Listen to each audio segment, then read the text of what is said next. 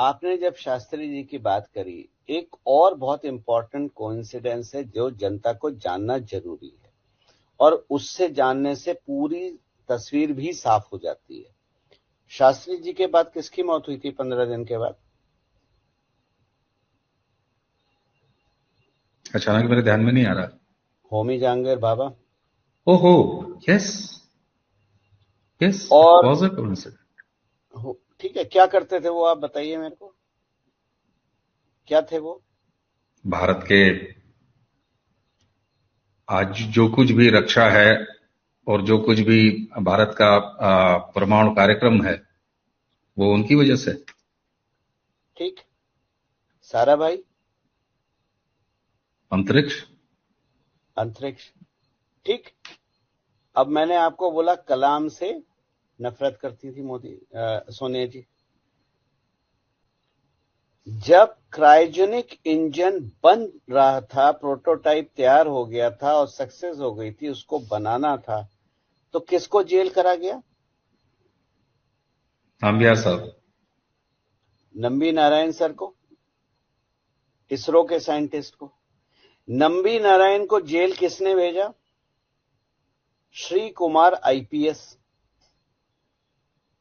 Shri Kumar IPS Nambi Narayan को jail भेजने के बाद कहां प्रमोट हुए? Police chief Gujarat. Police chief Gujarat बनने के बाद उन्होंने क्या करा? हाथ धो के नरेंद्र मोदी और अमित शाह के पीछे लग गए। आपने क्या करा? आपने वहां भाभा और साराभाई को खत्म किया, इंडिया का डिफेंस और अंतरिक्ष। यहां आपने क्रायोजेनिक इंजन के बनाने वाले को रिजेक्ट किया, और भारत को क्रायोजेनिक इंजन की सप्लाई देने के लिए रशिया तैयार हो गया था, लेकिन आपने उन्हें हटा के वो ऑफर लिया ही नहीं, और आप डिपेंडेंट रहे किस पे? विदेशी ताकतों पे क्रायोजेनिक इंजन के लिए। आ रही है बात समझ में? भाई साहब, बहुत गहरी बात बोल रहा हूं मैं, बिल्कुल समझ बिल्कुल। में आ रही बात? तो अब आप आते हैं इंदिरा गांधी की कैबिनेट की जब बात होती है, तो इंदिरा गांधी की कैबिनेट कौन कंट्रोल कर रहा था? जो भी मंत्री थे, इंदिरा गांधी, क्योंकि इंदिरा गांधी के बारे में बोला जाता है गूंगी गुड़िया, लेकिन उनकी छवि बनाई गई आयरन लेडी की। सैम मानेकशॉ अगर मजबूत नहीं होते तो इंदिरा गांधी तो बांग्लादेश लड़ाई लड़ने की हैसियत ही नहीं थी उनकी। ये तो हमारी फौज के चीफ थे जिनकी बदौलत हम बांग्लादेश खेल गए। और उसके बाद क्या हुआ? उसके बाद आपने समझौता करा और पाकिस्तानी सोल्जर्स को फ्री में छोड़ दिया, अपने सोल्जर्स मांगे ही नहीं। तो 1968 फरवरी के बाद 26 मई 2014 तक भारत को कौन चला रहा था? दुनिया में, मैंने आपको जैसा कहा, मैं कई बार समझाता हूं, जो एक अचूक हथियार है, और ये आज का नहीं है, सदियों से, हजारों सालों से है, वो एक महिला होती है, जिसको आज आप हनी ट्रैप के नाम से भी जानते हैं। जितने भी रक्षा के केसेस हैं, चाहे इसरो साइंटिस्ट हो, चाहे फौज के हो, चाहे नेवी के हो, अफसर जो पकड़े जाते हैं, सब हनी ट्रैप में होते हैं ना। सबके पीछे एक महिला का ही हाथ होता है ना। तो भाई साहब, मेरे को ये बात बता दीजिए, फरवरी 1968 से 26 मई 2014 तक भारत को चला कौन रहा था? भारत को चला रहा था सीआईए, और सीआईए का जो घोड़ा है उसका नाम है आईएसआई। हम्म। आपने जहां सत्ता बदली, आपने जहां पीएमओ को फूल प्रूफ करा, जहां से अब कोई जानकारी लीक नहीं होती, ऐसा करते ही पाकिस्तान के हाथ में कटोरा आ गया, और आईएसआई की कोई मान्यता नहीं रही, और पाक फौज आप आपस में लड़ रही है। आपने कंट्रोल हटाया था केवल। अच्छा, आप इसको 68 से ही लेके चलेंगे या इसको शास्त्री जी के ठीक बाद से लेके चलेंगे? नहीं, मैं इसको शास्त्री जी के पास से लेके चलूंगा, क्योंकि वो एजेंसीज की लड़ाई थी। केजीबी कंट्रोल करे या सीआईए भारत को कंट्रोल करे, क्योंकि भारत में असीम संपदा थी। भारत जितना गरीब रहेगा इन्हीं का फायदा है। भारत गरीब रहेगा, भिखमंगा रहेगा तो फायदा सीआईए और अमेरिका का है। मजबूत और उत्कृष्ट भारत किसी को नहीं भाता, क्योंकि उनकी दुकानें बंद हो जाएंगी, व्यापार बंद हो जाएगा। तो शास्त्री जी, और उसके बाद वो लड़ाई थी शास्त्री जी के हत्या पे, कि मैं हत्या शब्द इस्तेमाल कर रहा हूं, मौत नहीं कर रहा। शास्त्री जी की हत्या का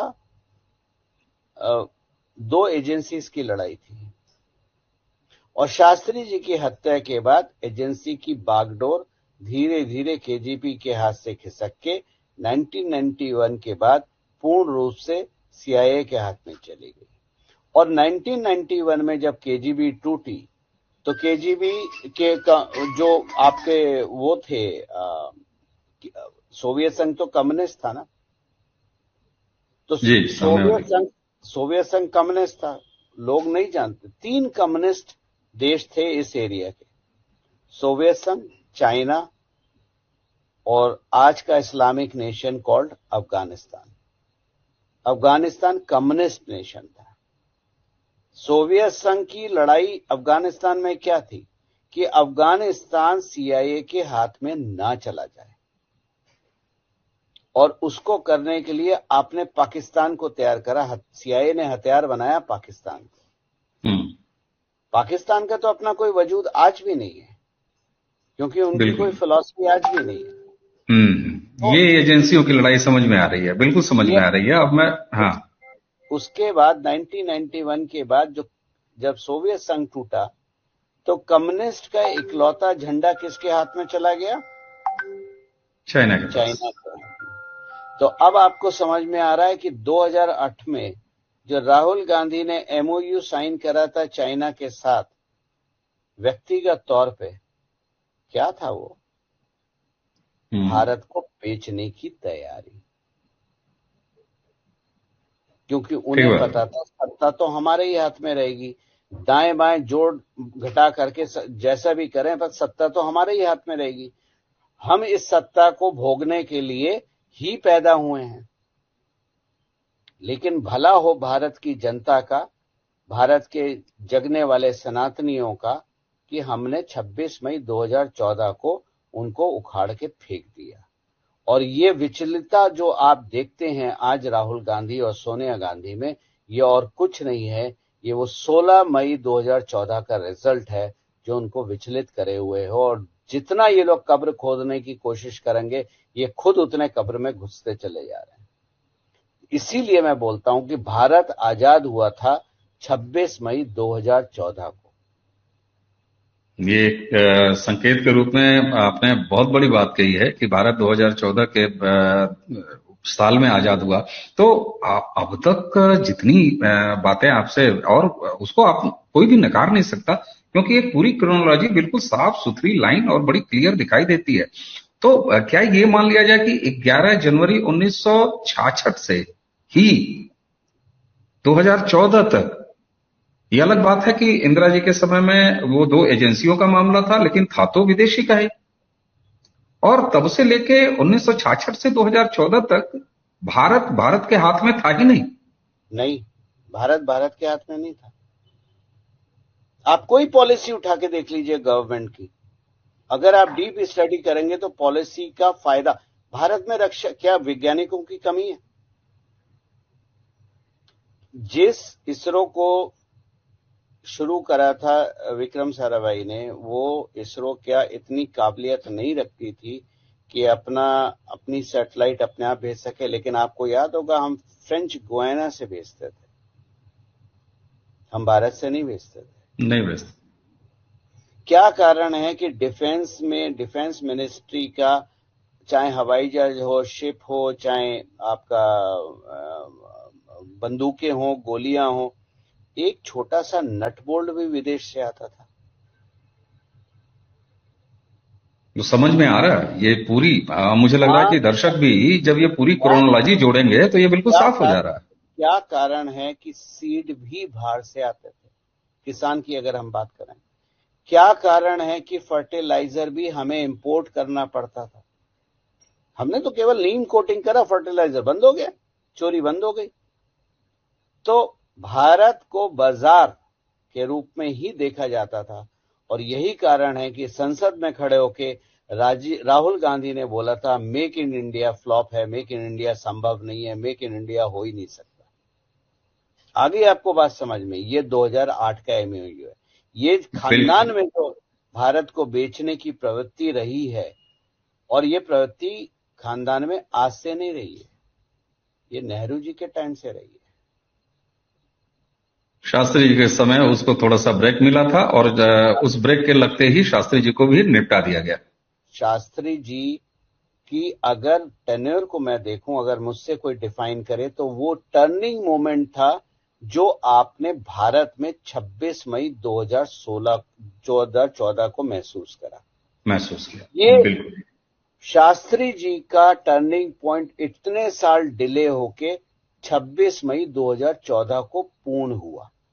बहुत बड़ी बात, अगर बहुत बड़ी बात। शास्त्री अगर शास्त्री जी की डेथ नहीं होती तो आज का भारत कुछ और होता। और अगर कॉन्स्टिट्यूएंट असेंबली का रिजल्ट माना जाता तो 15 अगस्त 1947 को सरदार पटेल प्रधानमंत्री होते। और अगर असली में गांधी जी ने टांग ना अड़ाई होती तो भारत 1943 में आजाद होता और श्री सुभाष चंद्र बोस भारत के प्रथम प्रधानमंत्री होते। गौरव जी, ये सारी चीजें जिस तरीके से क्रमवार और एकदम बिल्कुल जिसको कहते हैं ना कि एक लाइन, एक सिरे से बिल्कुल जोड़ देना, एक जंजीर तैयार कर देना, मुझे लगता है कि इस पूरी बातचीत को सुनने के बाद हम कोई निष्कर्ष रखें इसकी कोई आवश्यकता ही नहीं है। दर्शक खुद उन सारी चीजों को जब एक कड़ी को दूसरे कड़ी से जोड़ेंगे तो 1947 से शुरू हुई कहानी, जो कि 2 साल के लगभग शास्त्री जी में ब्रेक पाती है, उसके बाद सीधे 2014 में आके खत्म होती है। गौरव जी, ये एक ऐसा एंगल था, मुझे लगता है कि दर्शकों को बहुत सारी चीजें इस चर्चा को सुनने के बाद गुनने और बुनने के लिए एक जमीन तैयार करेगी और उनकी खुद की अपनी एक बिल्कुल खुद का सोचा, खुद की एक समझ कायम होगी। हमने और आपने इस चर्चा में केवल उनके बिंदु दे दिए हैं, जैसे कहते हैं ना, डॉट्स आपने खींच दिए हैं। अगर उस डॉट्स को, सारे डॉट्स को कवर किया जाएगा तो दर्शक बहुत आराम से आपकी कही गई बात को वास्तविक रूप से न सिर्फ समझ पाएंगे बल्कि उसका मिलान भी भारत की टेम्पलेट से कर पाएंगे। और तब पता लगेगा कि 2014 में अगर भारत में राष्ट्रीय स्तर पर सत्ता परिवर्तन नहीं होता तो आज भारत कहां होता। जी, आप कुछ कंक्लूड करेंगे? जी। मैंने केवल डॉट आपको दिए हैं और एक पिक्चर बना के दिखाई है, जो एक डेटा साइंटिस्ट का काम होता है, एक एज ए स्टोरी टेलर। आप खुद अपना गूगल खोलिए, रिसर्च कीजिए, जो डेट्स हैं वो रिसर्च कीजिए। अगर आपको डेट्स चाहिए तो मैं आपको डेट्स भी बता सकता हूं।